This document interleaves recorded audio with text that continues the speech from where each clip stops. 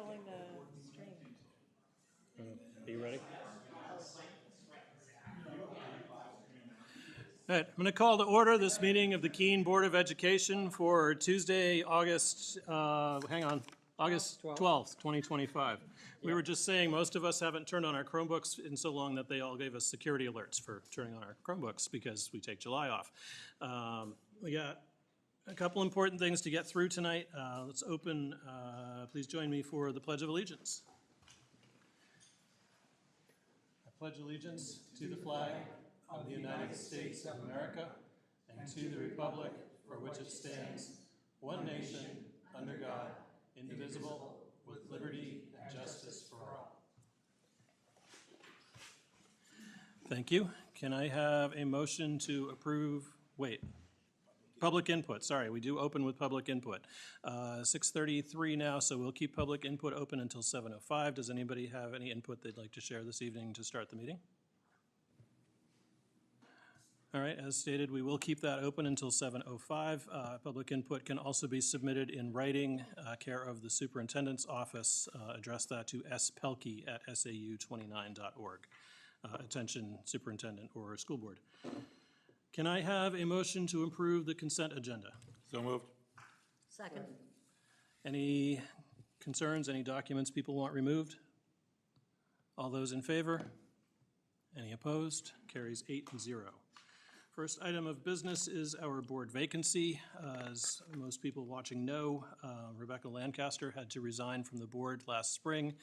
She has taken a science teaching position at our middle school, which is excellent news for our students over at the middle school.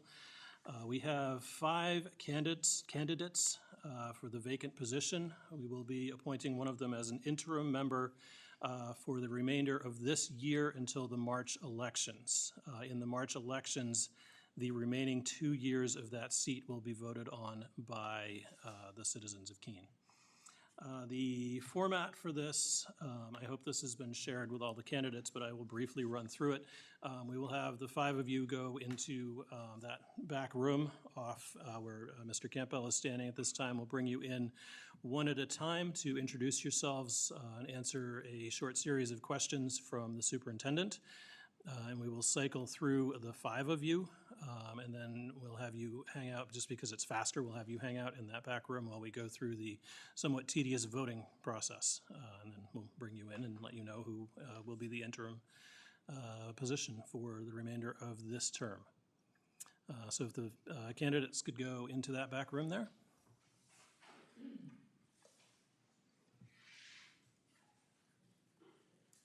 Actually, Rob, do you want to ask one of them to remain? Mr. Ansavanallen, you can stay. He's a candidate. I know. We're gonna start with them. I know, he's the first. I've got to do it in alphabetical order. Assume you want me sitting here? Yep, sit at that table, and you got to turn on the microphone for us, please. Wow, all the technology now. Congratulations.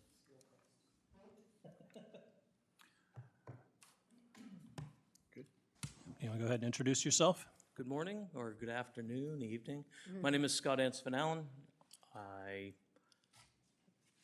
here to offer my services to help out with the 6-month vacancy that you have open. As I noted in the information shared with the superintendent, I have 6 years' experience.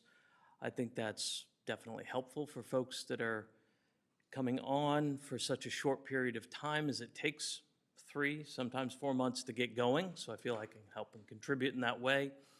I've served on many of the different committees with the exception of policy and finance, I think it is. I don't know. At least policy, I haven't done those kinds of things, and I am a believer in public education. So I want to make sure this continues in the vein for the city of Keene and the community served, that we're having quality education and folks that are focused on quality education serving on this board. Hence, I would rather step forward, put my experience out there, and allow somebody to run for a 3-year open spot and get their experience and their commitment seen. So those are the pieces that I have out there. Oh, my tagline, Cheshire Career Center, is the is the future of this community, and we need to have focus on that, as many of our students will go off to college and may not get back here for a number of years until they're ready to raise a family. But I believe in the importance of that in the Cheshire Career Center. Thank you. Appreciate that. And you may have answered some of the questions, but I'm going to ask them again anyway so that we're consistent with all 5 candidates. Sounds great. First question, why are you interested in the open position on the Keene Board of Education? Do we think we covered that, or you want me to go? Okay. I'm interested in public education in the state of New Hampshire. It's important to have a focus on that. In addition, I have 6 years' experience working in your positions in the past, and I believe that somebody filling a 6-month vacancy is really going to take a good 3 months to get settled in unless they have previous experience. Besides that, Keene is a great place to live. Appreciate that. Could you please describe your view on the role of public education? We should have public education. I believe that firmly. I think there's challenges right now with shifting to charter schools and other agendas, hence all the good work going on within the Keene school system and the surrounding towns. It's important in those times of transition. Yeah.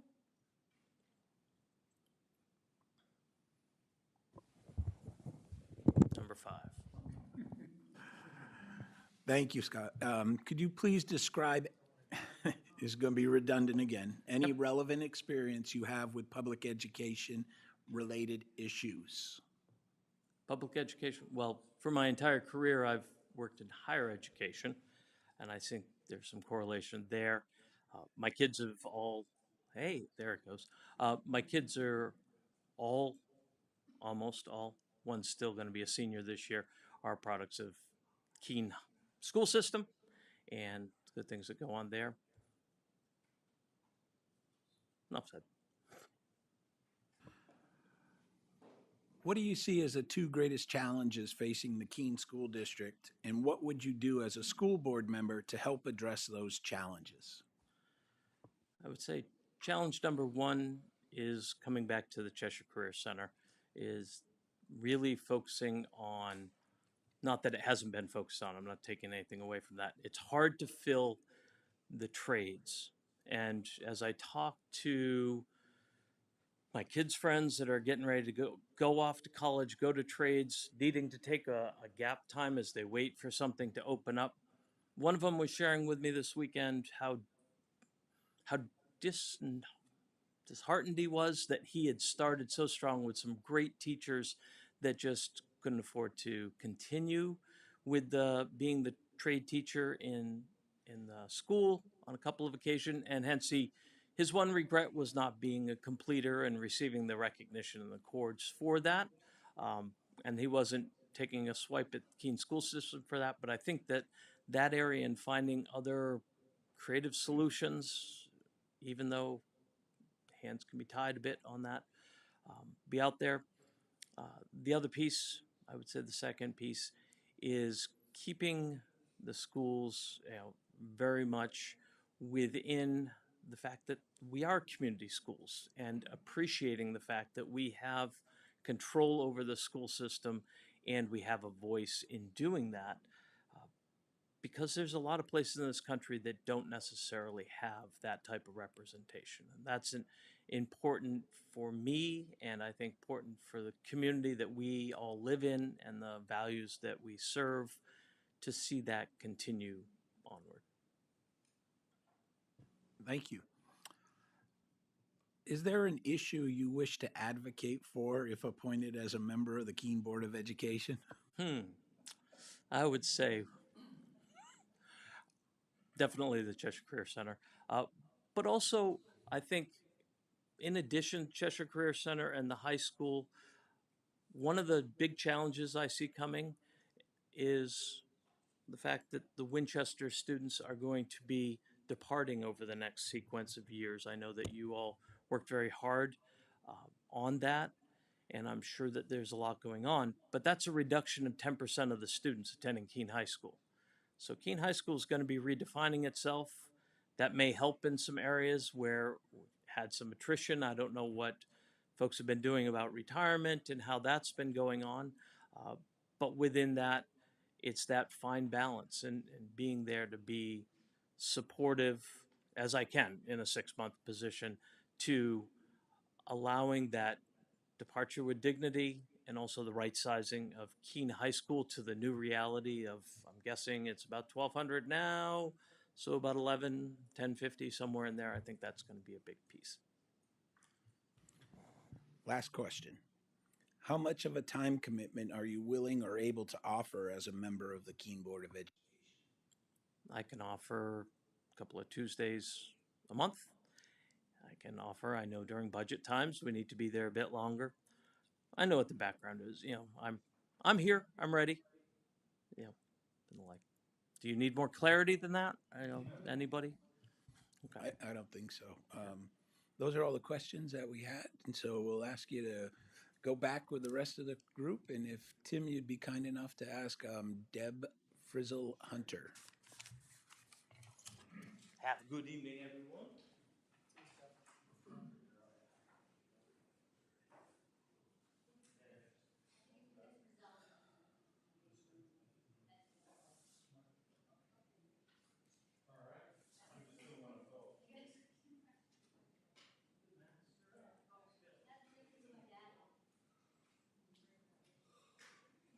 They said Deb is not up next.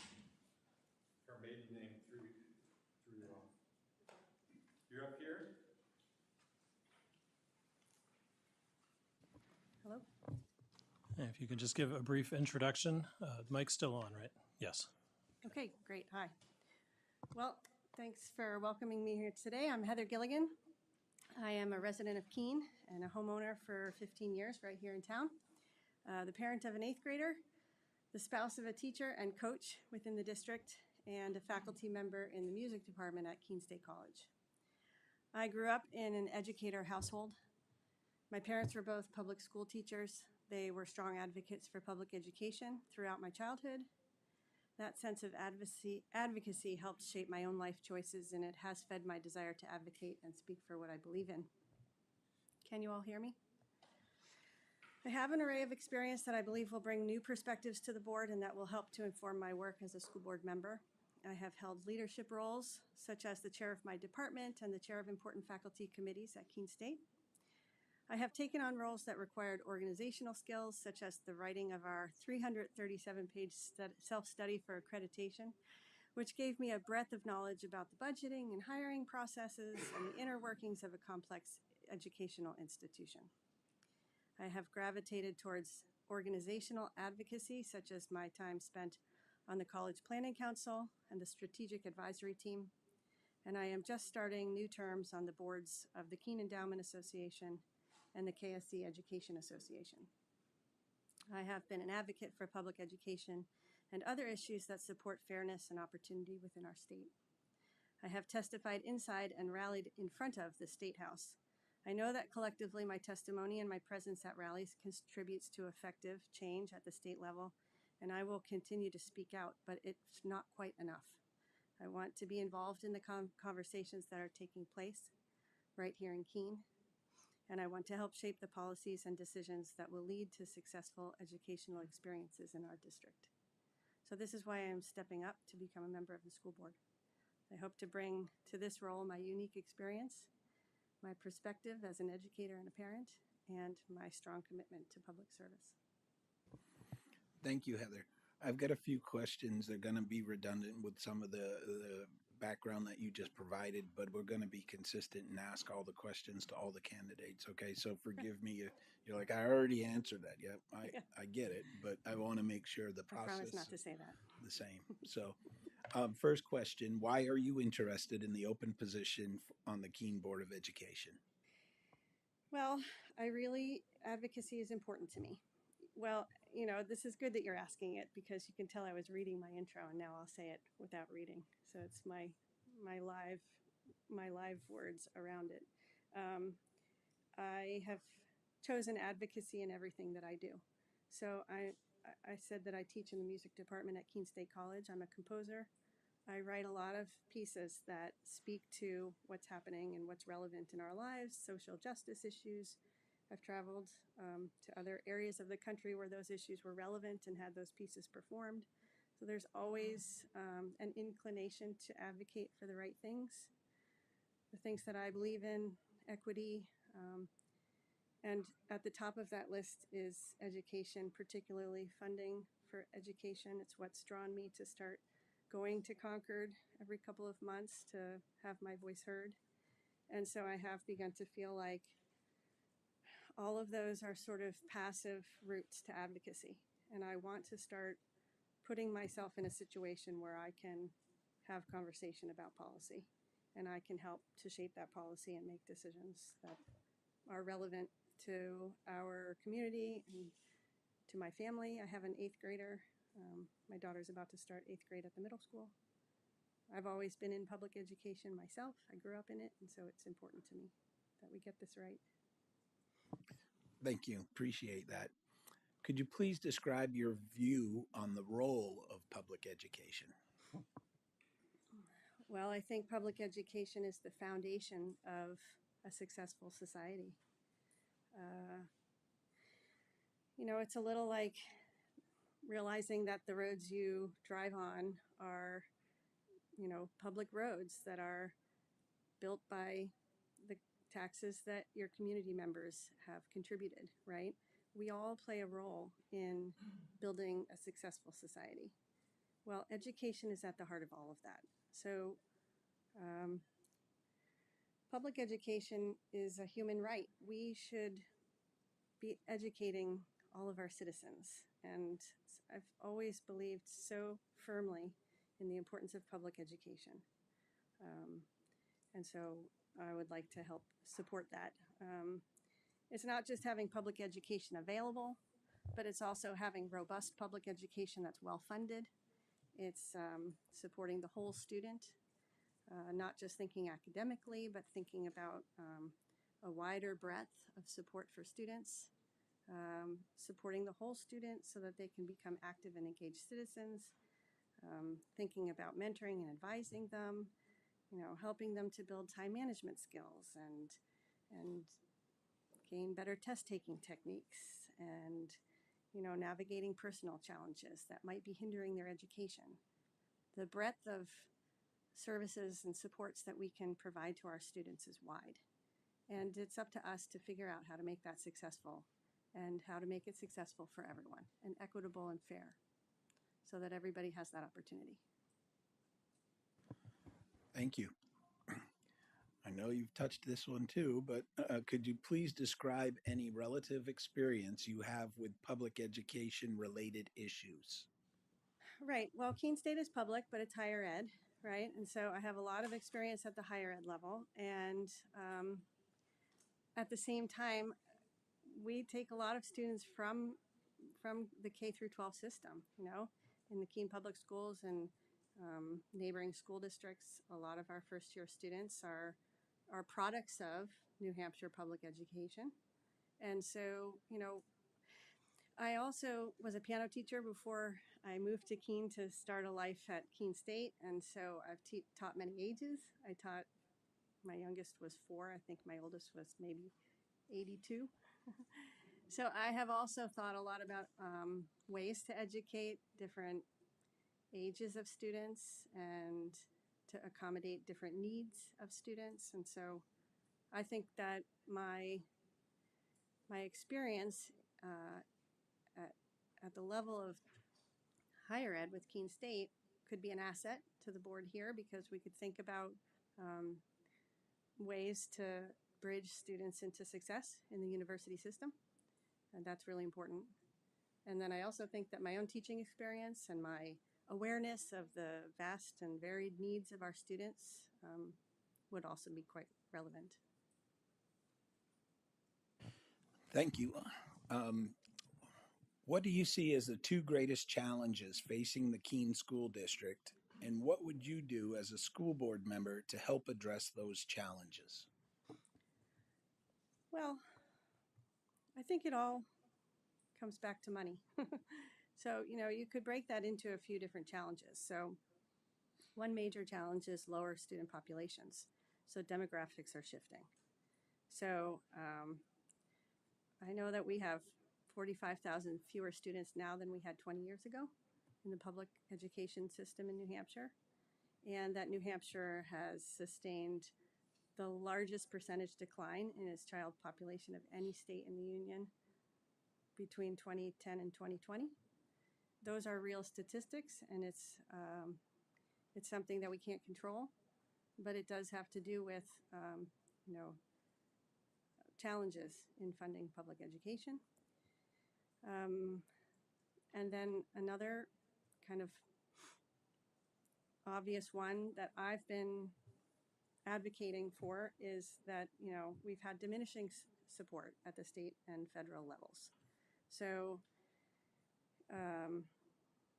in 2022, New Hampshire spent the least amount of state funds on its public K through 12 schools as a percentage of total revenue of any state in the country at 29%. Our neighbors right next door, Vermont, they came in first at 87%. And this is a major gap.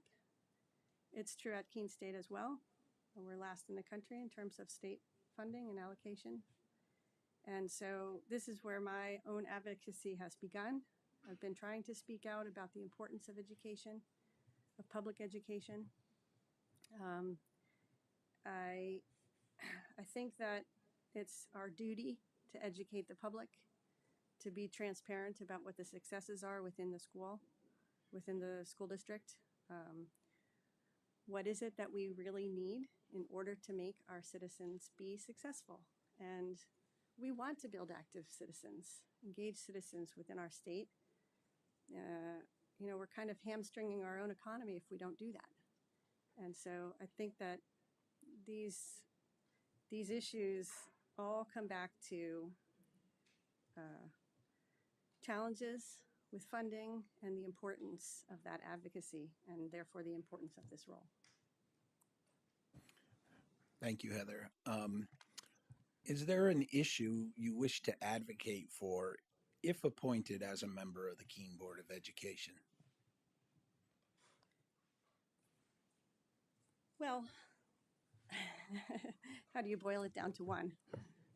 Are there issues, plural? Yeah, there are a lot of issues that I think are coming through the State House right now.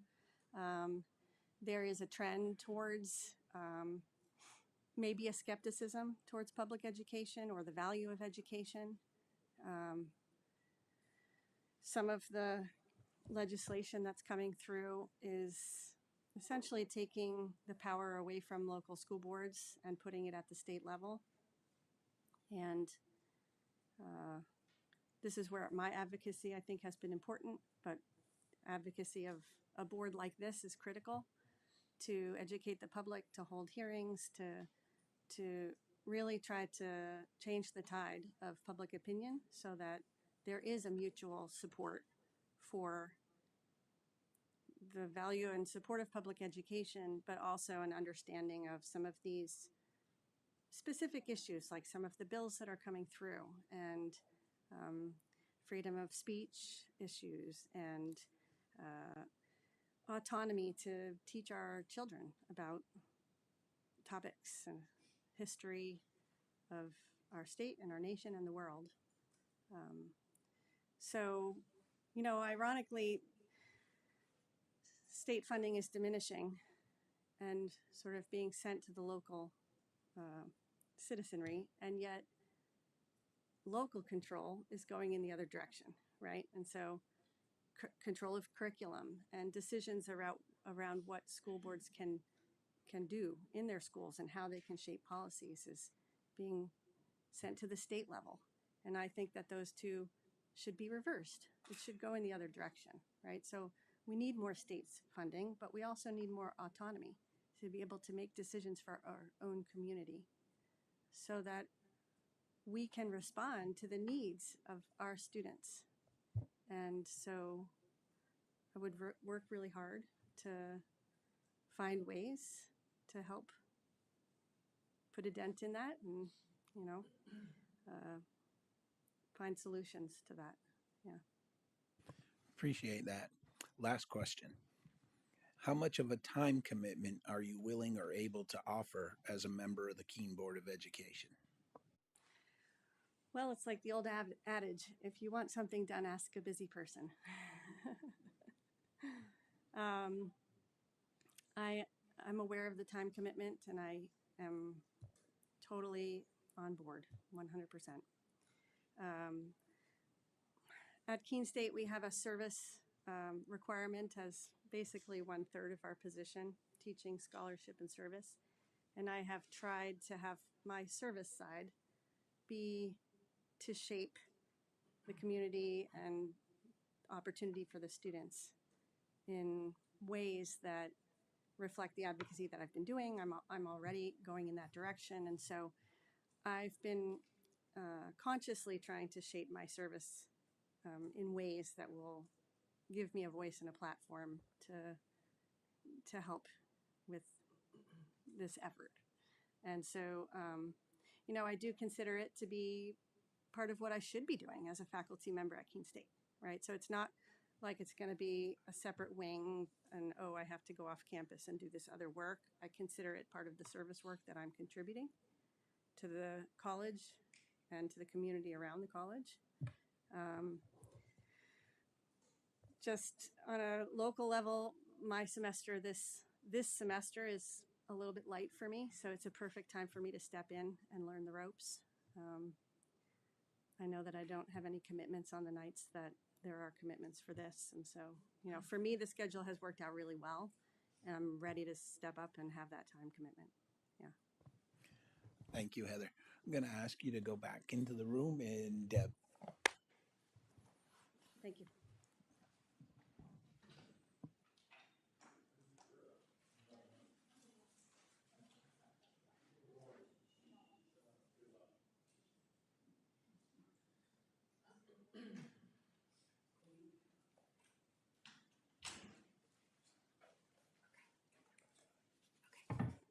Can I give these out?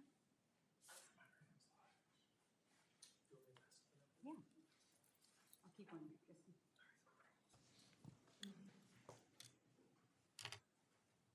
Hi. Hey, Deb, if you could give a quick introduction for yourself, and then Rob will ask you some questions. Sure. I'm Deb Hunter. I put Deborah Frizzell Hunter because that was on my resume. So that's how that happened. My dad was very confused. He thought I was using Frizzell as my middle name. Tried to explain to him, but so I guess I should start by saying that before I was in education or an educational leader, I was a strawberry picker on the family farm. My mom was immigrated from Chile.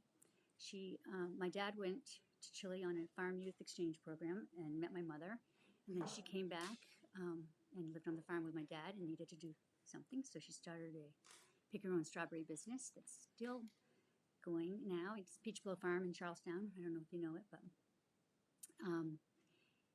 and in the strawberry field is where I learned most everything I needed to know, right, to be a good human, and I think some of the qualities that you need as a board member.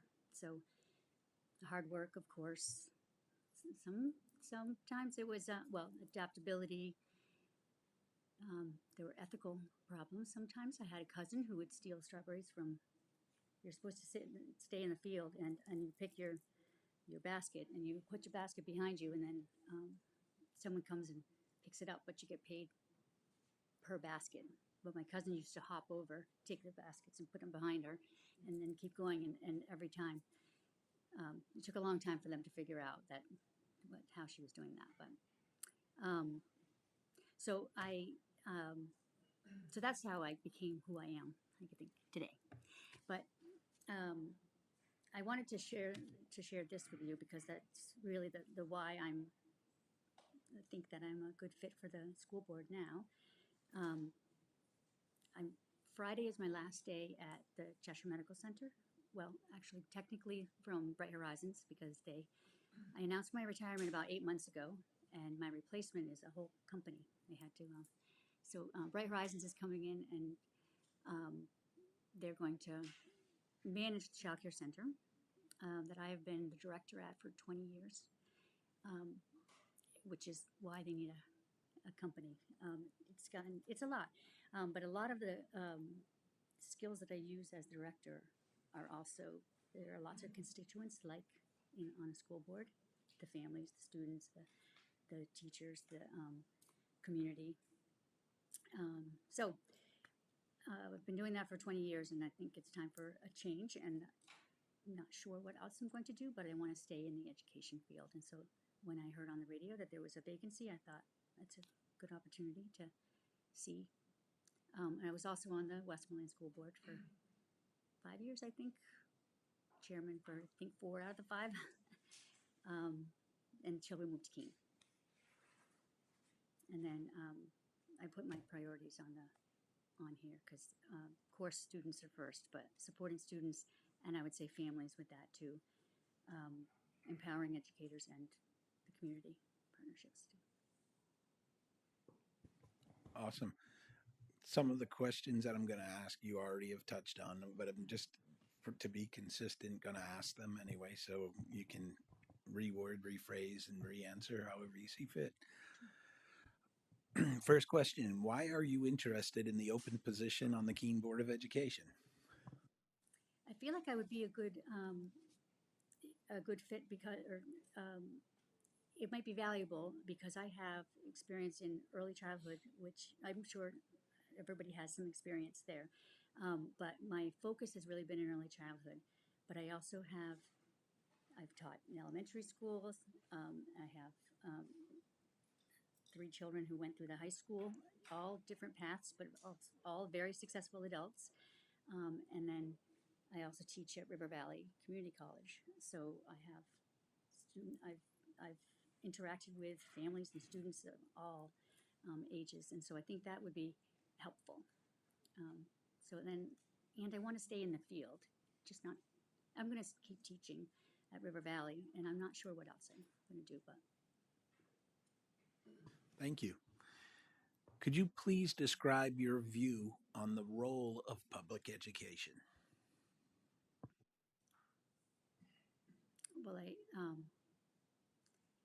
feel like it's our job or our duty to engage families into the wanting to be in the public schools and making it a community that they want to be a part of. I know you've answered this a little bit, but could you please describe any relative experience you have with public education related issues? Yeah, did I mention I was a director for 20 years? I've been the director. And there's that has really given me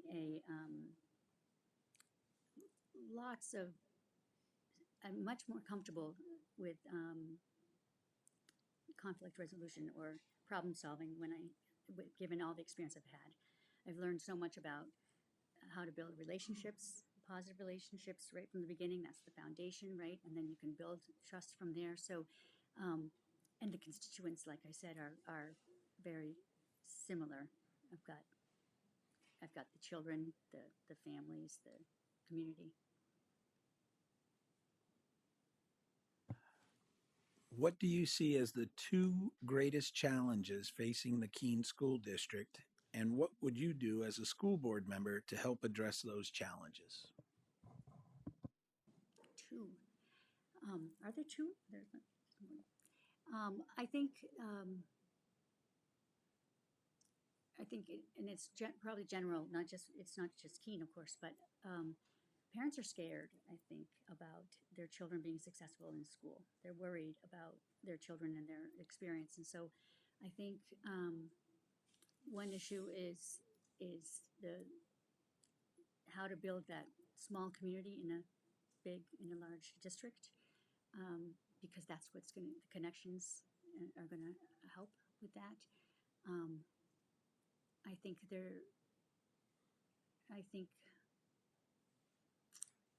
maybe some kind of a mentor.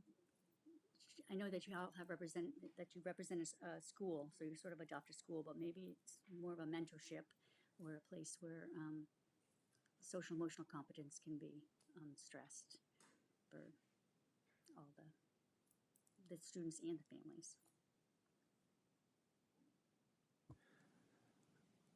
Is there an issue you wish to advocate for if appointed as a member of the Keene Board of Education? I don't have anything. I mean, I hear about issues through the like the teachers at the child care center that I've been at. They're parents of students, and so I hear issues that way. But I think I'd rather hear them as they're happening. I don't have anything that I'm except for we need more focus on early childhood because that's really the foundation. So I guess I would push for that because that's where it really starts. And last question, how much of a time commitment are you willing or able to offer as a member of the Keene Board of Education? Yeah, that's why I wanted to take advantage of the opening now because my last day is Friday. I've got things in the works to do, but now's a good time in my life to. And my children are adults, and so they're all out of the house, and so I would say I have all the time in the world, but I don't have all the time. But I feel like I do have the time to commit now. Thanks, Deb. We're going to ask you to go back, and Mr. Phillips is next. Yep. This is also the close of our public input. Did anybody want to give public input before we close that? All right.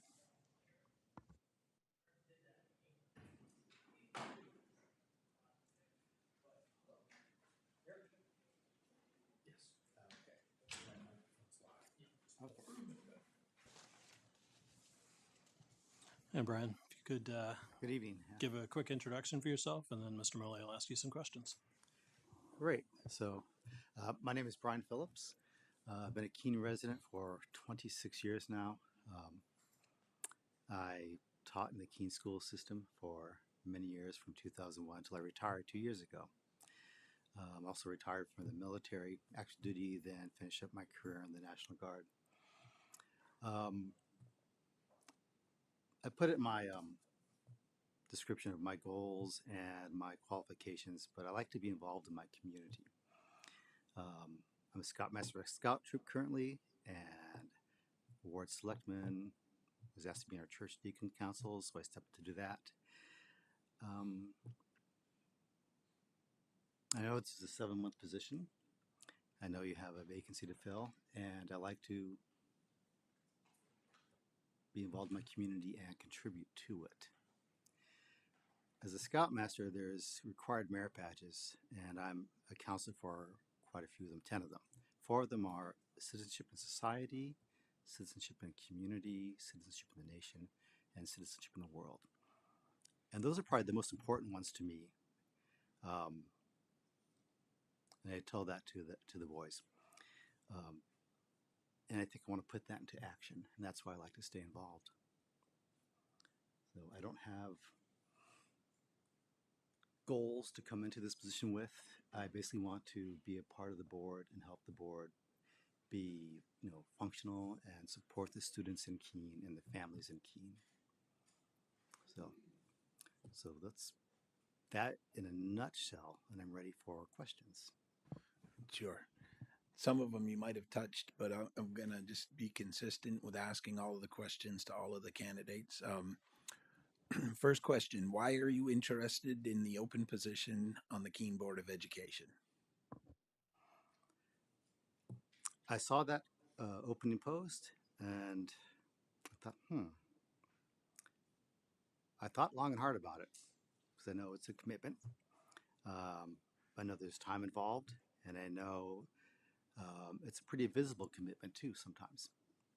So I thought, do I want to do that? And then I answered yes. I care about the school district because I've been a member of it for a long time, and 4 of my children went through the Keene school system. And I want to see it continue to support the children the best way it can. Um, yeah. That worked. Thank you.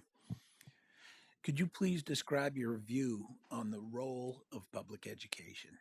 Hmm.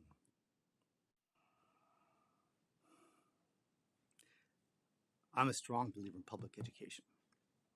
I think it serves our community and everyone benefits from it, whether you even have children or not. You are a member of a community, and we all benefit from people being educated to make good decisions, to having careers, to helping maintain a healthy economy, and to even just the civility of being exposed to multiple viewpoints, different ideas, people from different backgrounds. I think you gain that from a public education, and that's really important to me. Thank you. Could you please describe any relevant experience you have with public education related issues?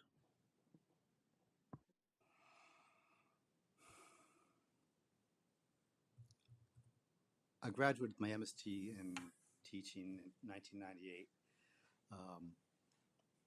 I've seen changes in that time span, retiring 2 years ago as an elementary school teacher. I've seen a greater need of support services in our schools due to changes in family dynamics and other issues. So I've seen the role of educators at my level having to be a stable influence in children's lives. I've seen school having to be sometimes, sadly, the stability part of their life as opposed to home. So I think that's important to make sure that we can do the best we can to care for them. And sometimes the things they come to school not even in a position to learn yet. You have to like take care of their issues, make them feel safe, accommodated, and then you can start the learning process. And I've seen that issue grow throughout the years. Don't have the answer to it, but I think that's one that needs to be supported. Thank you. What do you see as the two greatest challenges facing the Keene School District, and what would you do as a school board member to help address those challenges?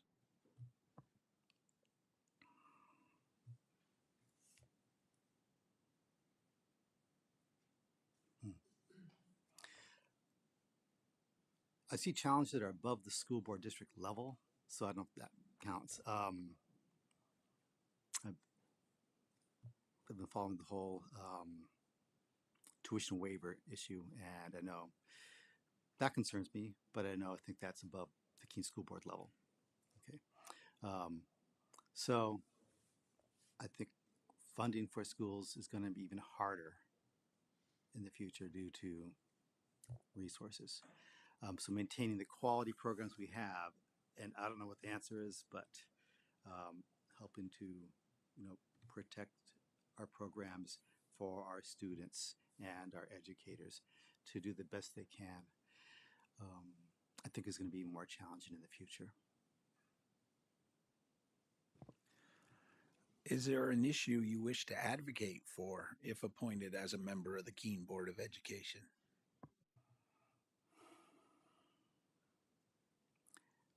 I don't have a specific issue that I say, oh, this is what I have on my agenda to bring forward to the school board. I'm coming to you as someone who wants to help and work out, not with an agenda. And last question, how much of a time commitment are you willing or able to offer as a member of the Keene Board of Education? From what I understand, you meet once a month, and then there's like probably 2 other Tuesday night meetings a month based on subcommittees you'll be on. And I assume there'll have to be like preparatory work for that, like reading information so that you can make informed decisions. So I know it's not one meeting a month. I totally understand it. I've done work in other volunteer groups and in other groups that, it's much bigger. So but I have the time on my hands now. Now I get to choose to do what I want to do. So luckily I'm in a position to offer that. So. Thank you, Brian. Appreciate your responses, and we'll have you go back. Mr. Washer, please.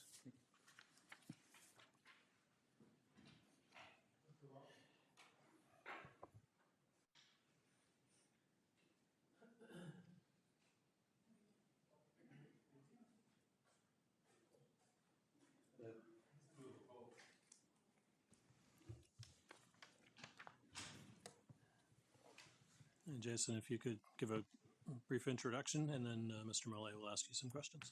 Sure. I wrote down an introduction. I hope that's okay. All right. My name is Jason Washer. I grew up in Keene and attended Keene schools. And now my 3 kids go to Keene schools. Julia is in 3rd grade at Simons, Adam's in 7th at the middle school, and Max is entering high school as a freshman this year. I have a deep and heartfelt commitment to ensuring that our schools remain great, not only for my kids, but for all the children who do and will attend them. If I'm chosen to serve on the school board, I will work alongside you to ensure that the interests of our students are at the center of every decision we make. In my recent campaign for school board, I emphasized priorities that I still hold firmly to. Creating safe, inclusive school environments for all students, strengthening communication between the district and the families, and ensuring excellent schools and responsible budgeting. We can have great schools and well-paid teachers and be good stewards of taxpayer dollars. Above all, I believe in putting students first in every decision we make. Professionally, I bring a broad and practical background to the table. I'm a veteran of the U.S. Navy, which taught me discipline, service, and teamwork. Following my service as a medical corpsman in the Navy, I went on to work as a mental health worker for mentally ill adolescents. I then spent time in management at a half dozen Home Depots, leading large and diverse teams, and building consensus around goals and values. For the past 15 years, I've successfully run my own business, which has required innovation, perseverance, and hard work. If chosen, I promise to bring that same innovation, perseverance, and hard work to my role on the school board. These experiences have helped me develop leadership, problem-solving skills, and budget management skills that I believe would serve the board well. I understand the importance of making strategic financial decisions that prioritize student outcomes while still respecting taxpayer contributions.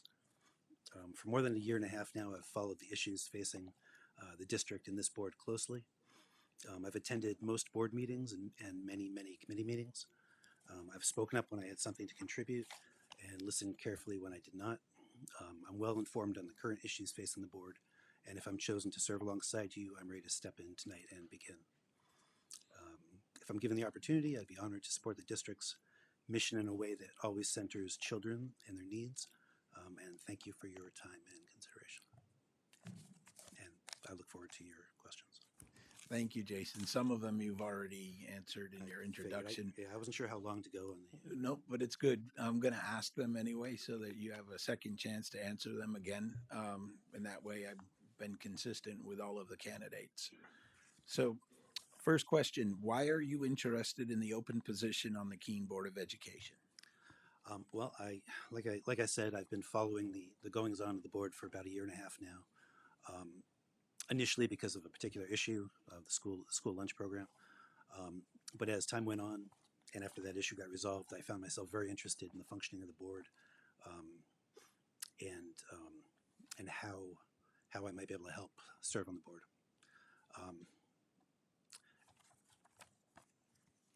Sorry, I lost my train of thought there. Yeah, so I initially became interested because of the school lunch program, and then I realized that I might have something to contribute. So I've been following the meetings closely. I ran last time, as you know. I lost last time, as you know.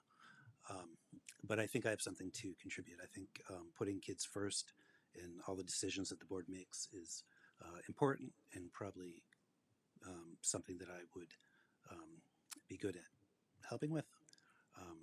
I'm a team player, and I'm looking forward to your next question. Thank you. Please describe your view on the role of public education? I think public education is critical. I think, as you know, I attended these schools in Keene. My kids all attend the schools in Keene. Um, my family has had nothing but positive experiences with the schools at Simons and middle school. We haven't been through the high school yet for my son, but I'm sure that'll be good too. I think public education is key to preparing kids for the future, for ensuring democracy by teaching them civics and educating them about critical thinking and things of that nature. Yeah, I'm a big believer in public school. Thank you. Please describe any relative experience you have with public education related issues. Sure. Well, as I said, I've got my kids going through the school. I went through the schools. When I found out about the school lunch issue back, it was about a year and a half ago, and I attended, as many of you probably remember, I attended a lot of meetings, and gradually over time, the board decided to vote and change that policy, which, from my perspective, I think was a good decision, and I appreciate that the decision was made. But my experience with that is that it showed me that I could have some positive impact on the community and on the kids in our schools. And that's why I'm here again. Sure. What do you see as the two greatest challenges facing the Keene School District, and what would you do as a school board member to help address those challenges? It's an interesting question. I think there's more than two. I think one of them certainly is bullying amongst the kids, and also in the current climate we're living in, there's a lot of attacks on diversity and equity and things like that in society as a whole and in schools in particular. I think all of this kind of ties together, and I think finding a way to continue to care for those teachers and staff and teachers who might not feel safe in the schools is important. And I think that's a key issue. And I think that all ties in with the bullying too. I think I said this during the campaign that I don't know what the solution is to the bullying problem. I do think it needs to be continued to be talked about. I think that less, in terms of dealing with the families, maybe less legal jargon would be helpful, and more direct, straightforward communication for the families. So that's one challenge. The other challenge facing schools, I know the test scores could use a little bit of work. I think that there's some room for improvement there. I'd be happy to be on any committee that might look at how to improve those scores and lift those up for all of the kids. And that's, yeah. Okay, thank you. Is there an issue you wish to advocate for if appointed as a member of the Keene Board of Education? There is not. The main reason I want to be on this board is I feel like I could help. I think I could help the board in a few ways, but my main goal on being on the board would be centering all the decisions that I make anyways on what's best for the students. If $1 is spent in the budget, how does that impact the students? If a policy committee changes a policy, how does that impact the students? As the first and last question to all answers. What was the rest of the question? I'm sorry. I'm sorry, it was just if there was an issue you wish to advocate for. Yeah, no, I don't have any agenda other than doing whatever's best for the kids in the schools. Okay, thank you. Last question. How much of a time commitment are you willing or able to offer as a member of the Keene Board of Education? I can certainly do Tuesdays. I can give my Tuesdays without question. I'm self-employed. I set my own schedule so I can work when and where is needed. And I'm willing to work very hard for the school board. And I'm prepared to do that, regardless of the hours that might take. Perfect. Thank you. I'm going to have you go back into the room and the board's going to begin their deliberation. All right, thank you.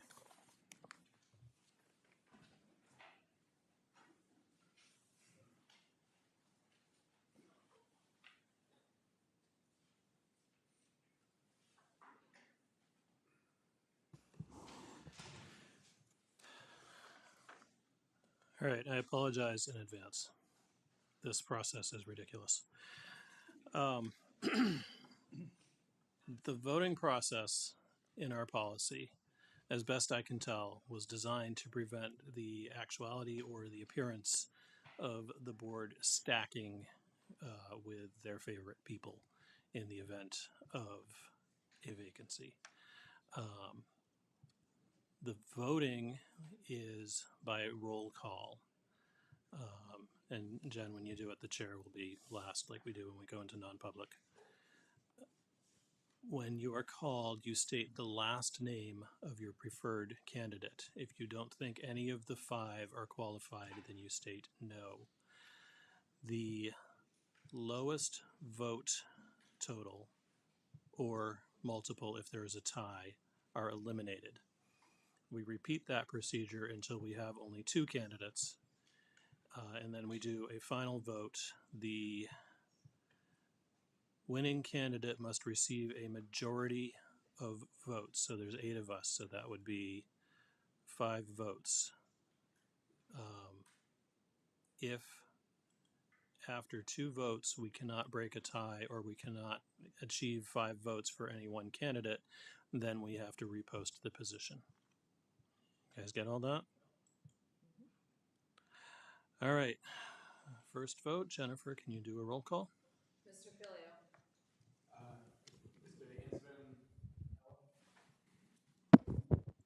Ms. Friedman.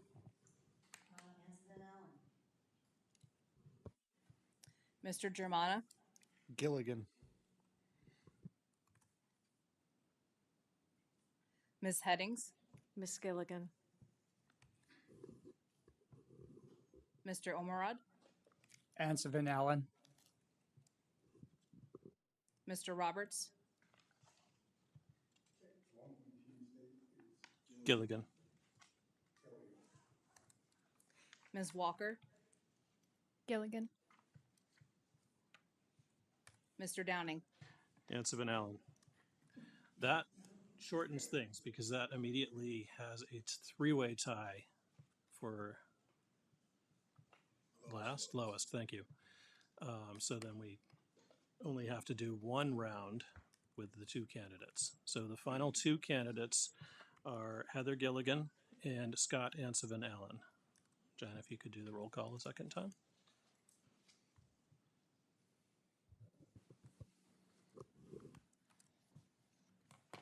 Mr. Filio. Ms. Friedman. Mr. Germana. Gilligan. Ms. Headings.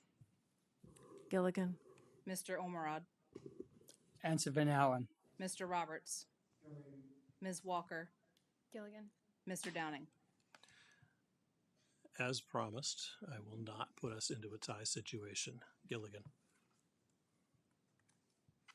So that means the interim candidate will be Heather Gilligan. Interim appointment will be Heather Gilligan. Tim, you want to bring him in? What's that? Invite them back in and announce it, yes. Yes.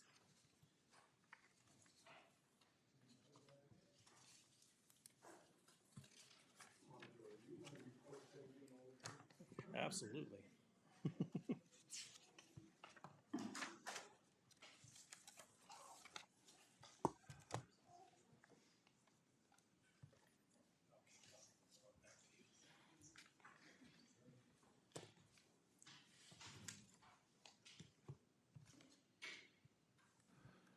So to our 5 candidates, I want to say thank you because what you did was you made the decision, not easy for the board, and that's always a wonderful thing to experience. That we've got members in our community who are willing to raise their hand and step up in a time of need, and I know that the board appreciates having the wonderful presentations that we had. So Just wanted to take a quick moment to say thank you to all 5 of our candidates. Really happy that you all answered the call.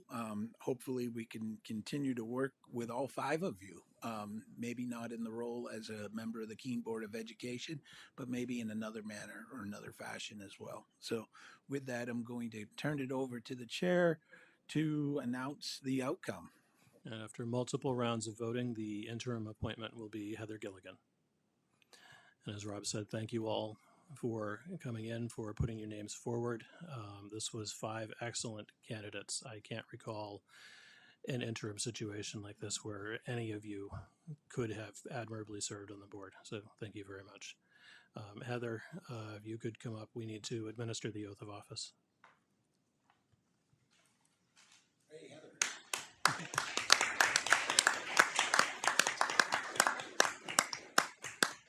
You should have a seat next to Dylan. Dylan, turn on that mic. Put you right to work. I'm ready. I meant it. All right, repeat after me. I state your name. I, Heather Gilligan, Do solemnly swear do solemnly swear that I will bear faith and true allegiance that I will bear faith and true allegiance to the United States of America to the United States of America and the state of New Hampshire, and the state of New Hampshire, and will support the Constitution thereof. and will support the Constitution thereof. So help me God. So help me God. I state your name. I, Heather Gilligan, Do solemnly and sincerely swear and affirm do solemnly, sincerely swear and affirm that I will faithfully and impartially discharge that I will faithfully and impartially discharge and perform all duties incumbent on me and perform all duties incumbent on me as a school board member, as a school board member, according to the best of my abilities, according to the best of my abilities, agreeably to the rules and regulations of this Constitution agreeably to the rules and regulations of this Constitution and the laws of the state of New Hampshire. and the laws of the state of New Hampshire. Congratulations. Thank you. Yeah, we'll take a 5-minute recess.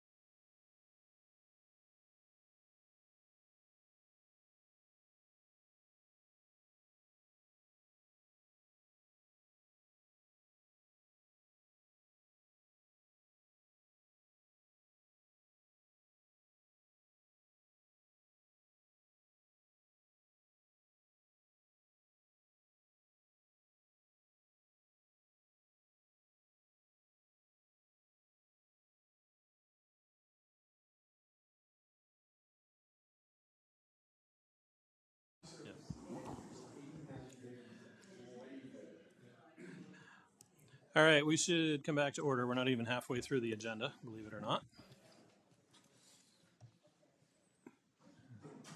Close all of these links about interim members.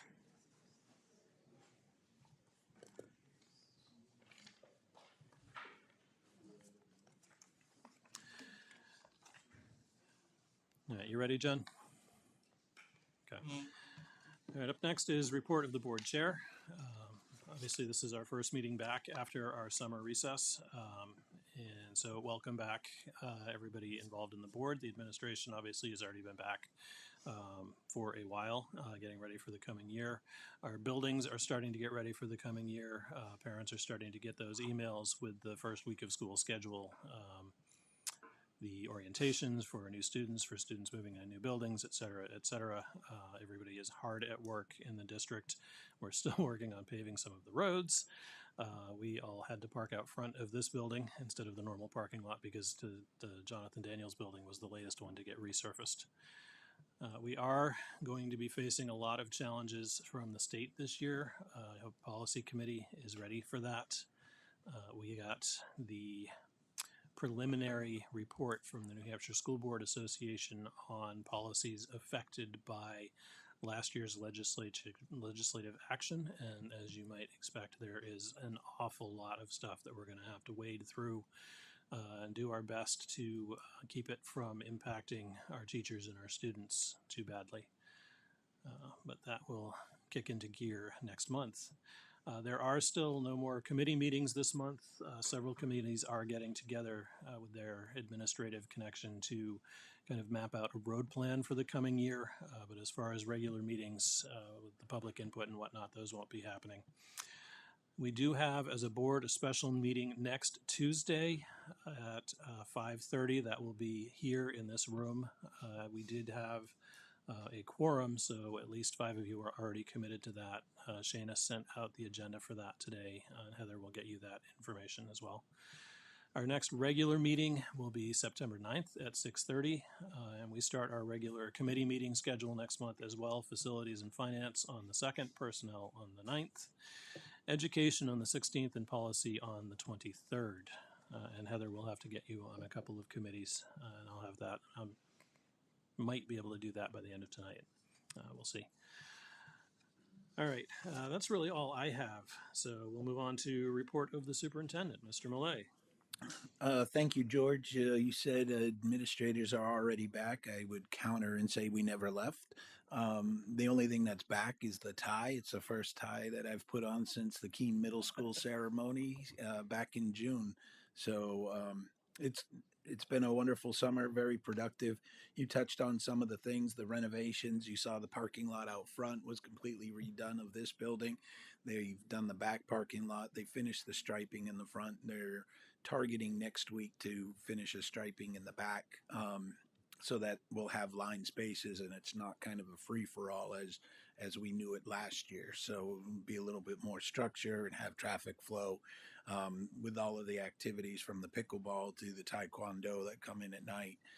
Just having that structure will make it a little bit more, I don't know what I want to say there, maybe civil, because I've heard some wonderful phrases come out of people's car windows. The other big project is continuing to move forward is over at Fuller. Tim goes over there every day. He checks in every day. He continues to make sure that we're going to be ready for the opening of the school year. I went over last week to take a look myself. And I'll be very honest, I'm not an expert in construction or renovation projects. But, you know, I know the timeline's going to be tight, but I'm very confident that we're going to get there and be ready for the first day of school when students come back. Those were the biggest projects that we had going on in our buildings, in our facilities, in our grounds. I know the summer grounds teams and the indoor teams have been moving around from site to site, making sure they're doing the summer maintenance, cleanup, sealing the floor, getting it ready for the new school year. I know I've got 2 people under my roof that have been doing that over the course of the summer as well. And They told us today, they told me today, they're like, yeah, we're on the tail end right now. I don't know if we're going to be even working after next week. So I was like, well, that's the plan. So good. Some other quick updates. The portrait of an educator has been finalized, and we are rolling that out to staff, and we'll continue to do that throughout the opening of the school year. There are four main pillars in the portrait of an educator. That's integrity, engagement, connections, and teamwork. They're built out a lot more than that, and we'll get you more of a visual so that you can follow along a little bit more depth on that. But just to give you an update on that, we talked about that toward the end of the school year about finalizing it. It is finalized and it is being rolled out. We're sharing it with coaches as they get on board, with teachers as they come back, with other staff as they come in, and making it a pillar of what it is we expect from people when they come and they work for us and work with our kids. So very excited about that. Likewise, the communication plan that we talked about in the spring has been finalized and shared out with the administrators. It'll be further rolled out with the staff as they come back into the buildings for the start of the new school year and the expectations for that. We'll get that public document put on the website in relatively short order, but we wanted to give the administrators a little bit of an opportunity to roll it out to their staff before we just put it up on the website. You know, folks don't tend to like that very much when they find it on the website and no one told them about it.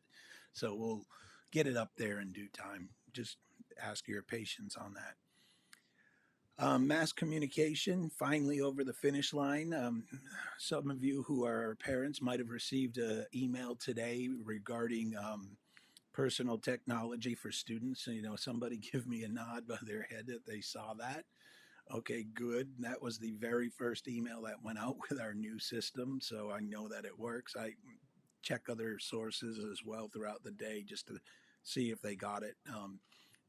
So excited that we were able to finally get that over the finish line, and now it's just a matter of people becoming more familiar, those who have to send those mass messages becoming more familiar with how to use that. And it is a lot slicker than what we were using. I played around with it, sending myself messages for about 3 or 4 days before we sent that one out today. I'm pretty happy with that and look forward.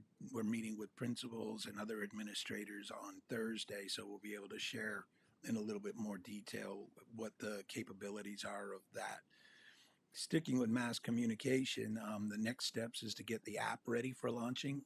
The big holdup has and continues to be Apple in meeting their security requirements.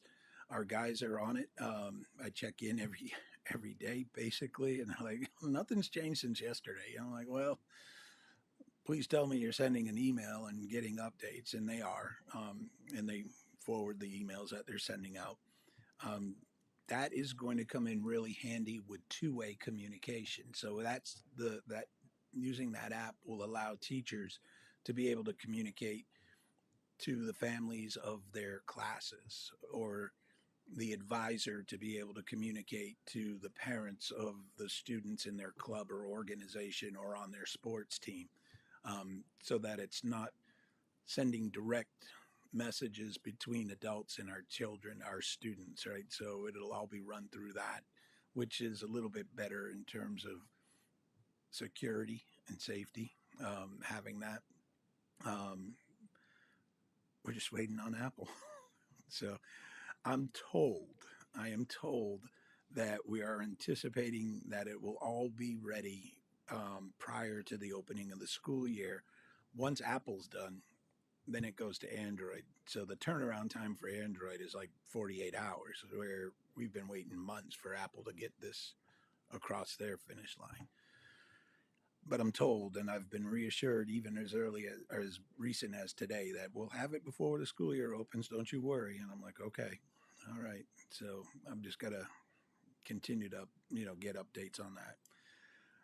Sticking kind of with the communication, you're all aware that as a trailer to the budget bill from the legislature, there is a bell-to-bell ban on personal technology devices, which aren't just cell phones, but even watches and headphones. and things like that. The message that went out today basically reminded parents and students and teachers and staff that students are prohibited by law from using these devices from the time the first bell rings to the time the last bell rings. There are exceptions, so we can get into the nuances if we need to, but we wrote consistent messaging that will go into all the handbooks, so all of our building principals have that message, have that language, so that there is consistency, whether they're at Keene High School or at John Perkins out in Marlowe or at Franklin or wherever the case might be. That messaging will all be the same and consistent. It's important because as kids move from one grade level to another, that the message is the same. It's not like, well, now I get to go to the high school and they don't have a cell phone ban policy. Well, yes, we do. It's in all schools. And we'll continue to get that messaging out. So the next step is that principals are going to send it to their school community. So it's not coming from me. They're actually following up with the follow-up. And so we feel pretty comfortable about that. Recently, we implemented a new learning management platform that covers us for all of the mandatory training that we're required to do by state law. We've also launched a platform for our coaches as well, so that they're receiving similar but also unique stuff that apply to sports, such as concussions, being aware, what to look for, that sort of thing for the coaches. That's not in the one that we're asking our music teachers to do, right? I suppose someone could fall off a riser and bump their head, but we're not. I saw you and I thought a music teacher, so it's your fault. It's a pretty robust training. Folks will get to work at it at their own pace. They'll all get the same messaging. And when we bring staff on at different points of time in the school year, because sometimes we have vacancies that we fill like in later months, we'll be able to put them through it. So every single employee will all get the same mandatory training through that system. So very excited about that. Andy Stroud, our new HR director, has spearheaded that and has done a great job of getting it into action. Quite frankly, I took the course, I finished the course. I got a 90% on quiz 2. I'm really mad. I got one question wrong. It had to do with anaphylaxis shock, and I rushed. That was my fault. The other thing that's kind of exciting, and Ben can go into greater detail if anyone needs it, we did subscribe to a new newsletter building platform that every staff member will have access to. So, from central office to the building principals, to the classroom teachers, to the director of food services, the director of building and grounds, to student services office, everybody will have access to this platform to put together user-friendly, reader-friendly newsletters that are not just done on a Google Doc and people are like, oh my God, that's way too much to read. So we're hopeful that the communication effort through the communication plan and the mass communication platforms that we've put into place will really help alleviate uncertainties and make sure folks are aware of all the things that are going on. Those are the quick updates that I did prepare. If you have questions on anything else or would like further detail on anything, I'm more than happy to direct it to one of the persons that are here from central office. Questions for the superintendent? Raleigh? Rob, could you review the first day of school when that starts? Yes, thank you. I did skip over that, and it was my note that I hand wrote. First day for students is August 27th. First day for staff, actually, we have a new staff orientation next week, Wednesday, August 20th. We're doing it a lot differently this year than we've done it in years past. The new staff orientation has been like a 2-hour straight shot with just different people coming up and presenting. And so basically just shoving a fire hose into their mouth saying, take all this in and don't forget it. Through the work of Brian Campbell and Ben and Tim and Kate and Bob Milliken and Andy Stroud, they've redesigned it and it'll be a lot more interactive. We're actually working with our partners from High Five to kind of launch into a team building activity for all the new faces that are coming into our, not just the Keene School District, but any of the SAU districts, to get things started on the right foot. And so that's August 20th. Students are back on August 27th. Good question. I'm sorry I forgot. Other questions? I have a couple. Newsletter building tool. The board have access to that?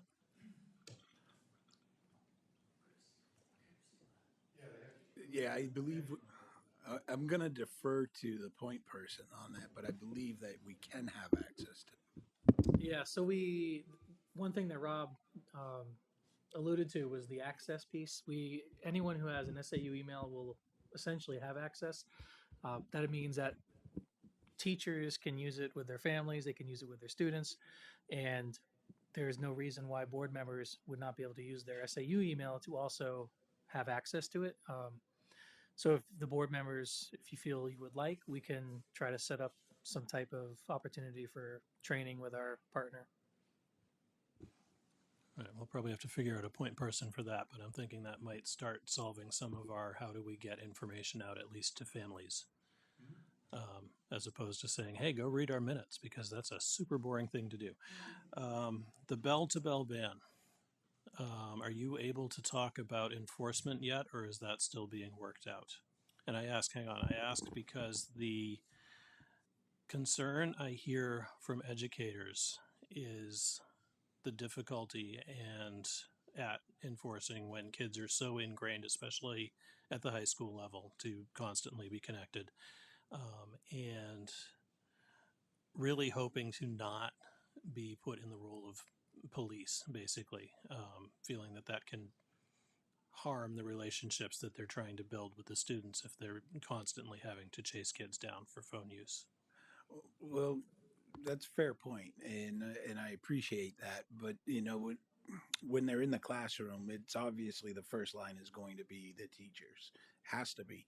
I don't have enough people to be in every room across the entire district without the teachers to double down on that. And so realistically, what folks are looking at is, all right, first time you get a warning and maybe some counseling if we've got to bring in the counselor about how to disconnect, how to, put it down, how to turn it off, that sort of thing. And it sort of escalates from there to the point where students will have to come in, surrender their phone at the beginning of the day, and then pick it up on their way out at the end of the day. If they can't demonstrate they can be responsible and keep it away from the morning bell to the afternoon bell.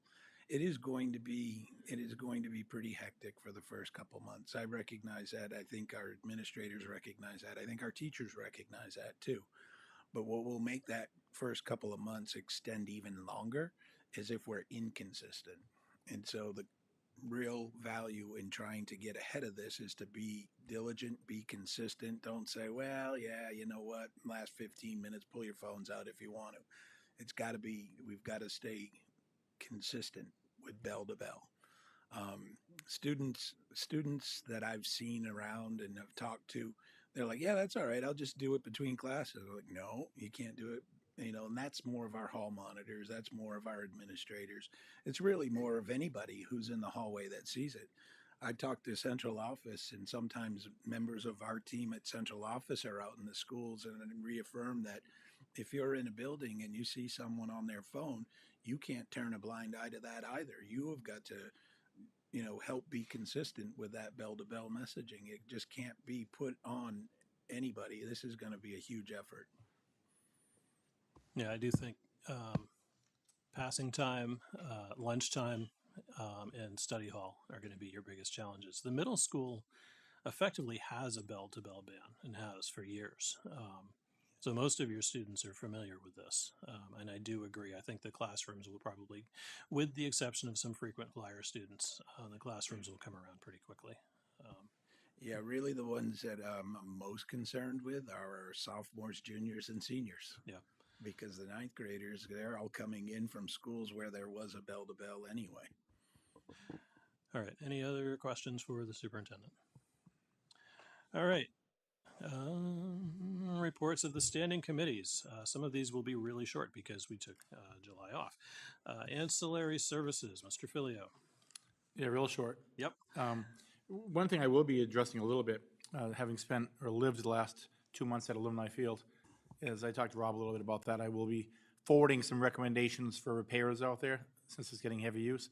But that's something for down the road for the facilities committee to take care of. But no, nothing new to report, but you know, hopefully there won't be a lot to report either. Well, Fuller School, obviously. But Right. I'm sure we'll be talking Fuller here next time around. Yeah, so that's peripherally, we should offer congratulations to the Swamp Bats. Those of you who've been around this summer know that they set a personal record for wins in a season. They tied the NECBL record for wins in a season, and they won, I believe, their 6th. Does that sound right? Yeah. Championship, undefeated in the postseason. And all of their home games take place at our Alumni Field, which is what Randy's alluding to right there. You get heavy use. Yeah. Heavy use. Education Committee, Ms. Friedman. We have 3 field trips that we need to approve tonight. So I will jump right into those.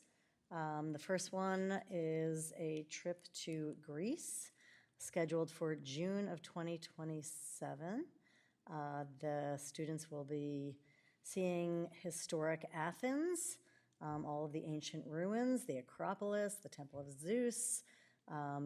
That will tie into ancient civilization and world history, along with Greece being the cradle of democracy. So Athens has a lot to recommend it for a field trip or a trip. They will also be cruising through the Aegean Sea and stopping at several Greek islands. It sounded like a wonderful trip, and they have plenty of time between now and then to do the fundraising for it. So it was recommended by the Education Committee it was 3-1. Mr. Germana had some concerns about the geopolitical situations in that part of the world. We were assured by Cindy Gallagher that there are,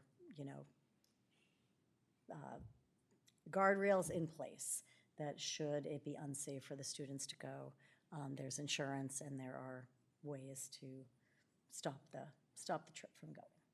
So let's see. That's the motion sheet I just gave you right there. Oh, okay, yeah, I was. They are out of wrote it order, down, though. Okay. I move on behalf of the Education Committee to approve the KHS field trip request to Greece. Second.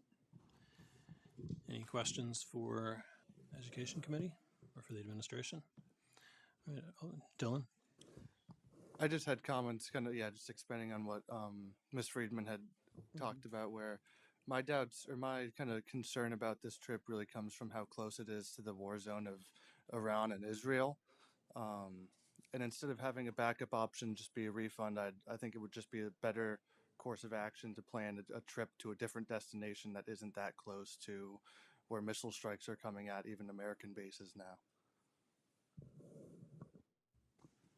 Okay, thanks. Jen, what was the date again, roughly? Was it this next summer, or is it? June 2027. So ways off. It's a year and a half from now. Okay. Almost 2 years from now. Okay. All right. All those in favor? Opposed? You can vote too.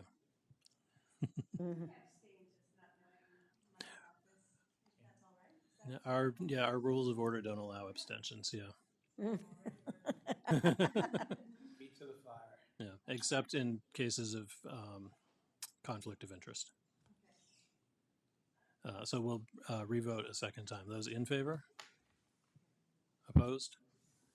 Carries 8-1. The instructions we frequently give is if you really aren't sure about whether you should vote for something, then you should go ahead and vote no, so you're not approving something that you don't know what you're approving.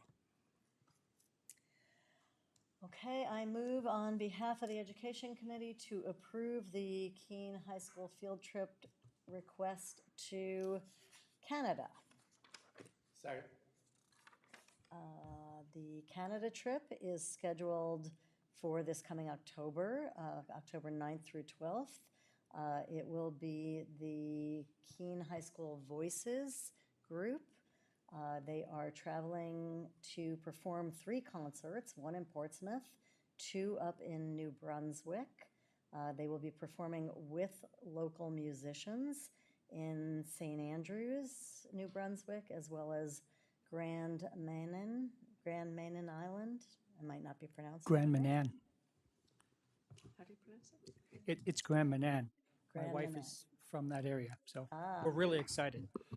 Thank you. They are also going to have time to fit in some whale watching, and they'll be taking a ferry, across to the island.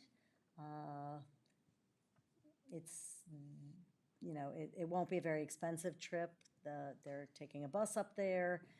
There's a $15 per person ferry crossing fee, but that is being taken care of out of the music student activity line, and the kids will bring money for their own food, and they're being housed by their hosts in hostels. So it'll be a wonderful opportunity for them to sing with the local musicians in the Maritimes. Questions for the Education Committee? I'm really excited for this one. This is Dr. Lease, our choral director at the high school, has an awful lot of contacts in the music world, and this is one of the opportunities afforded from that. This is he and his partner go up and perform in this area of the world every summer at a fairly well-known music festival, and that's what this opportunity came out of. So it should be a good trip for the kids, a good opportunity for them. All those in favor? Any opposed? Carries 9-0. One more? One more. I move on behalf of the Education Committee to approve the Keene High School field trip request to Puerto Rico. Second. So this is a really interesting trip. It is a combination of the Health Sciences group and the Spanish Club, and they have joined forces to offer a healthcare-oriented service learning trip where the students will be working in the community and utilizing Spanish to communicate with the people that they're working with. They'll be volunteering at a nursing home, an orphanage for special needs students, and within a local community at another location. They will also be obviously practicing their Spanish as they'll be working with the members of the community. And they'll also be doing some sightseeing in the rainforest and bioluminescent bay, and probably visiting a beach or two. So that sounds like a wonderful opportunity for them. It was recommended 4-0 in favor by the committee, by the Ed Committee. Do we know if this field trip substitutes out the current field trip that the Spanish Club takes to Puerto Rico? For at least the last 6 years, we've had 2 groups from the high school go to Puerto Rico. One is the Spanish Club and one is the Interact Club. Same person. Okay, so this presumably is just an expansion of what was just the Spanish Club previously to add the health. Yeah, and now it just new health focus on it. Okay. I was just a little worried about sending 3 groups of kids to Puerto Rico. Raleigh? I'm wondering, is this the repurposed trip that was originally going to go to Panama? Yes, it is. And we raised some safety concerns, so Yes. I was really excited about the combined faculties working on this. So I'm really, really happy to hear that this is going to happen now. All right, anyone else? All those in favor? Any opposed? Carries 9-0. That's That's what you got for us? That's it. All right. Finance Committee, Ms. Headings. Good evening. In our drive, we've got 2 budget transfers that came in beginning of the month. Obviously, Finance Committee, none of our committees met this month, so we're all seeing this this evening. The first item, or the first budget transfer, I should say, that's in the drive is coming from the middle school. This is a transfer for $22,500. This is to support for the 25-26 school year our behavioral analytics services position because we do not have any grant funding. So with that said, Keene Board of Ed, I'll make a motion to approve the Keene Middle School budget transfer for $22,500 as presented. Second. Any questions, concerns? All those in favor? Opposed? Carries 9-0. Second item in our drive is coming from Fuller Elementary School. This is a small dollar amount in comparison, in the amount of $152.78. And if I've understood the transfer correctly, this was taken out of the professional development line, and it was to support a new staff person in a grant that was part of summer school. Have I understood that correctly? Because there is a detail in there that mentions summer salary, or is it that they've just come on board? It wasn't part of the summer school. I believe this is for curriculum work, curriculum development work, I believe. That would make sense based on the dollar amount, yeah. Okay, very good. Thanks for the clarification. So with that said, I'll make a motion for the Keene Board of Education to approve the Fuller budget transfer in the amount of $152.78. Second. Questions, concerns? All those in favor? Any opposed? Carries 9-0. And then our last item for this evening for Finance Committee, we've received a generous gift from the Fitzpatrick Media Group in the amount of $750 to offset the purchase of uniforms for our Keene High School football program. So with that said, I'll make a motion that the Keene Board of Ed accept with gratitude and appreciation a gift in the amount of $750 from the Fitzpatrick Media Group to Keene High School football program to offset the purchase of uniforms. Second. Yeah, go ahead, Rob. Just a quick clarification, right? There were 2 checks. That's the second of the 2 checks. Yes. There's a note on the bottom. Yes, thank you, Rob. Good The catch. check. Yeah, in total, the Fitzpatrick Media Group gifted the football program $1,925. So this was the second check totaling altogether $1,925. Very generous, and we're very appreciative of that gift. Questions? All those in favor? Any opposed? Carries 9-0. And that is it for finance. Thank you, Jacqueline. Personnel, Chris, anything? Nope. All right, policy does have a couple things left over from the very last week of June. So for second read, so for approval, move on behalf of the policy committee that the Keene Board of Education approve policy JICK, pupil safety and violence prevention and bullying as amended. So, second. All right, this actually got worked over quite a bit in the last 3 months of last year, primarily due to legislative changes. There was a number of changes clarifying both the administration's responsibilities and the accused's responsibilities in the event of a bullying accusation. It went through, Adam, our legal counsel, worked through this a number of times. We brought in Dr. Gallagher and went over it in terms of both the legal ramifications and the clarity for parents trying to work through the policy, because it is something like a 20-page policy when you include all of the references and whatnot. It's not an easy thing to follow, so we are trying to make it a little bit easier to families to digest if they have to experience it. Questions? Concerns? All those in favor? Any opposed? Go ahead, Heather. Having not read it, I'll just oppose. That's fine. Carries 8-1. That's the safe thing to do because it is an important policy. So now you're not on the hook if it comes up and it was horrible. All right.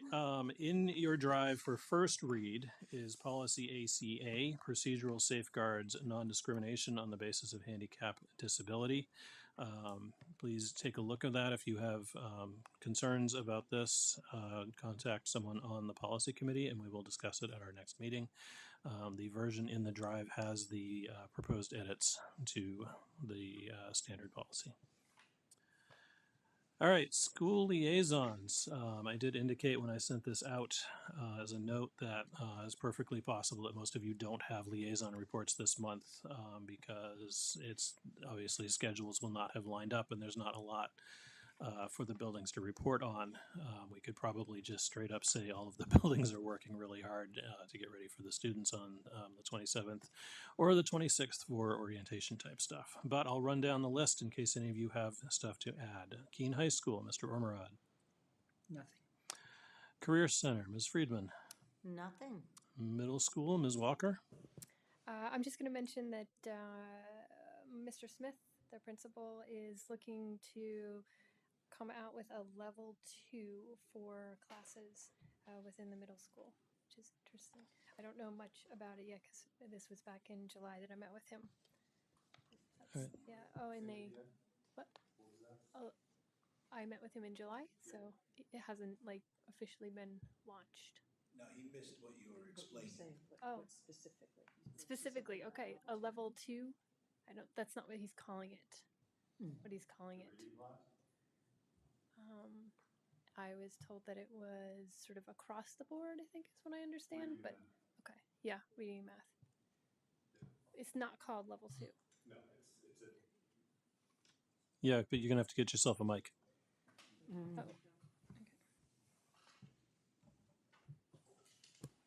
So through the two testing are basically our universal screener, which is Ames Web Plus, and through the SAS, we identified a number of students who are significantly below proficiency.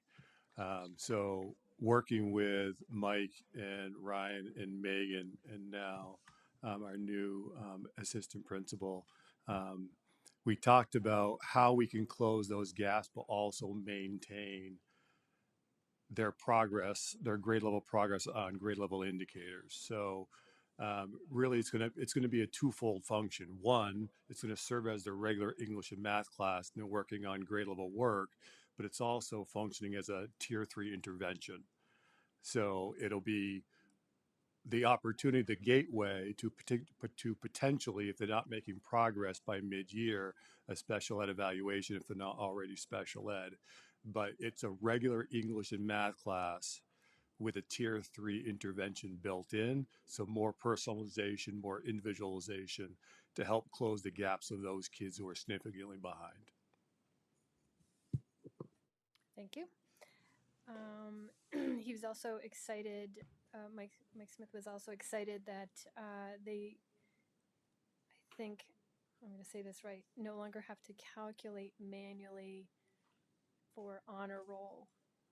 They've now got it sort of a system able to calculate that, which was exciting for, I think, all of the teachers. And then finally, one of the 8th grade science teachers resigned at the end of the year, and they have filled that position. All right, thank you. Franklin, Ms. Headings? Nothing at this time. Wanted to let them be and be getting focused and getting ready. Fuller, Mr. Filio? Nope, just putting the school back together. Yep. Simons just did release the times and date for new student orientation and for classroom meetups the day before school starts.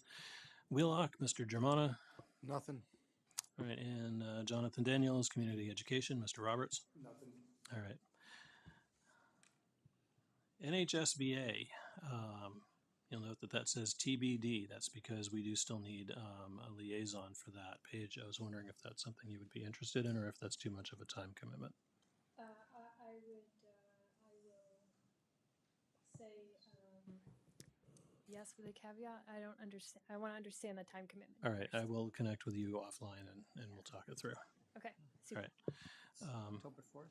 Yeah, I think so. Is the delegate convention, yes. Okay, which is in Concord? Yes. All right. And their trainings are not out yet, but I am expecting their training schedule to be out soon. And they do have a new board member training. I am planning to attend the right to know law trainings this year because there's been changes in right to know laws that affect us. So I figure I should probably know them too. They also have financial trainings, a law conference, a couple other things, which we are all eligible to attend at no charge. So we will get that training scheduled to you. Heather, the New Hampshire School Board Association, their primary role is to advocate for member districts at the legislative level. I don't know why I can't say that word today. That's the third time.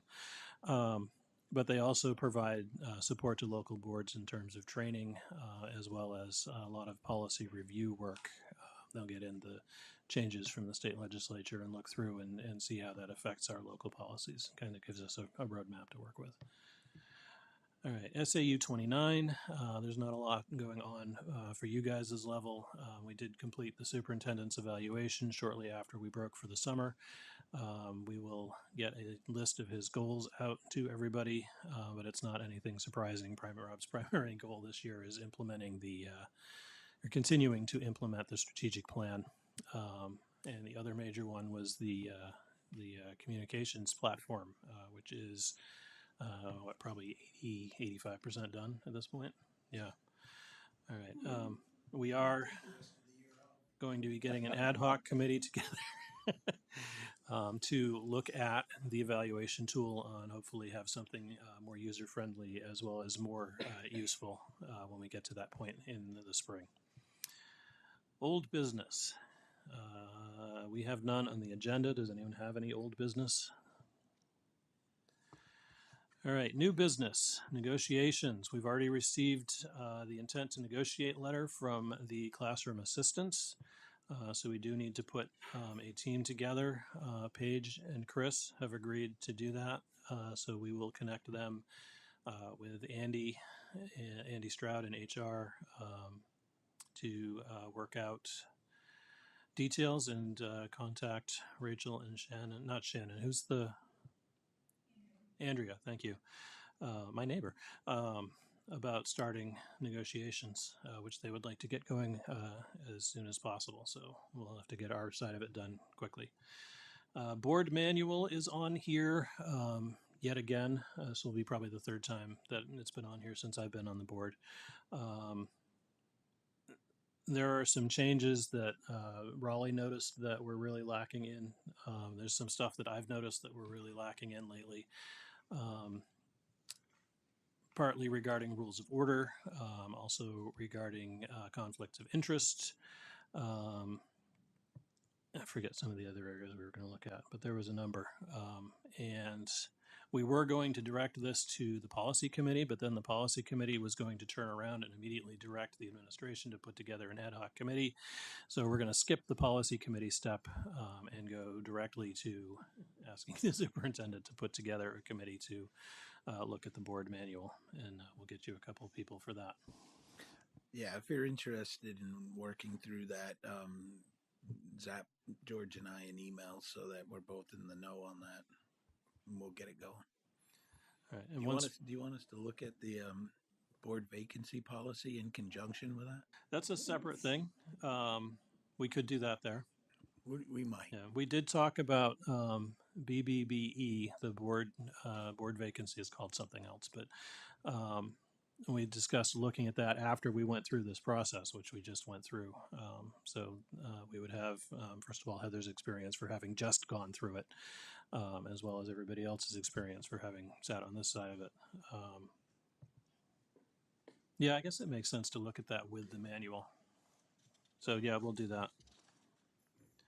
All right, Rob, Region 13 CTE agreement. Yeah, so, Jen, I think you're aware of the Region 13 agreement with Cheshire Career Center. I know George is also aware. Richard Town has done an incredible job of putting that forward. Ben, it's in the drive, if you wouldn't mind just throwing it up on the screen. Basically, it's the language that we agree to for the students that attend our CTE courses from Keene High School, from Monadnock Regional High School, and from Fall Mountain Regional High School. We've incorporated all of the new requirements for law, including conflict days.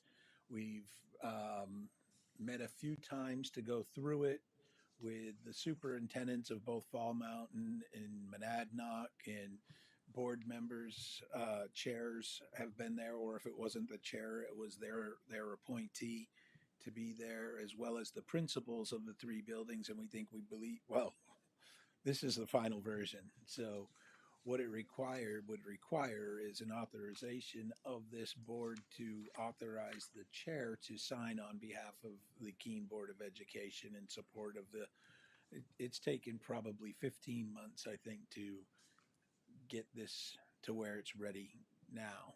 So we'd like to get this signed by all three boards and turned into the state of New Hampshire to say, we're done. We've gone through tons of revisions and meetings to get it here.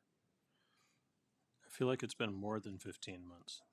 Yeah, it actually could be closer to 18. Yeah. All right, can I have, what do we need? A motion to direct the chair? To authorize the chair to sign on behalf of the Keene Board of Education. So moved. Thank you. Second. All right, and I was in on most of these meetings. Jen, I don't know if you've been in any of these or not, but. No, I don't think so, no. No, but you were in the I was in update the, meetings. right, exactly. Yeah. Yeah, not the actual work sessions, but you were in the update meetings. Yeah. So. There was a lot of work by the three Career Center administrators, Richard Town and his counterparts from Fall Mountain and Monadnock. There's a lot of language in here about aligning calendars, about seat allotments, and that represents a lot of work behind the scenes to make the three buildings work more smoothly together. And you're starting to see that in enrollment numbers at the Career Center already. They've made some big strides in terms of working together, which honestly, that's actually bigger for our students than this agreement itself is, that the three groups are working together much better than they were even 4 or 5 years ago. Other than that, there were some changes required by law. The document itself is a little bit shorter than it used to be. It was an annoying process because under Frank Edelblut, the direction basically was we're eliminating all previous Career Center agreements that existed, and you just have to start from scratch, and we're not giving you any guidance. And off we went. So I can't say enough about how happy I am that we're getting a new commissioner of education. Anyway, that's enough. That's this is the document you have in front of you, Rob, or I can probably answer any questions that you have if you have any. All right, seeing none. All those in favor? Any opposed? That carries 9-0. All right, that's any other new business before the board. Rob has something. Well, only because you brought it up. We do have a new commissioner of education who was sworn in a couple weeks ago, Caitlin Davis, who has been with the Department of Education for about 15 years. So pre-Commissioner Edelblut through Commissioner Edelblut has been appointed and approved and sworn in and will be our new Commissioner of Education. I'm very optimistic. Having worked closely with Caitlin on a couple of different committees and task force, that she'll keep the best interest of public schools at heart. I honestly believe that. You know, until I see otherwise. That's how I feel about that. I did testify in support of her nomination. And so look forward to that. And then the only other, because you recognize the swamp bats, I do want to give a shout out to our law enforcement as they've been dealing with quite an ordeal today. I don't know the outcome of the ordeal or any of the details of the ordeal, but I'm thankful that they're there to address those situations to keep all of us safe in the city of Keene and in surrounding towns. So I appreciate the hard work that they're doing and dealing with those issues. I'm sure we'll learn more about it. I'm not going to start rumors and spread things that I'm really not, that knowledgeable about. I'm just grateful that we have them. So thank you to our law enforcement partners. All right, thank you, Rob. I know we have non-public for negotiations. Do we have a staff or a student? Yes. All right, both? All right, can I have a motion to go into non-public session in accordance with RSA 91A3 for staff and student personnel and negotiations? So moved. Second. Roll call, please, Jennifer. Yes. Yes. Yes. Yes. Yes. Yes. Yes. All right, we'll take a 5-minute recess.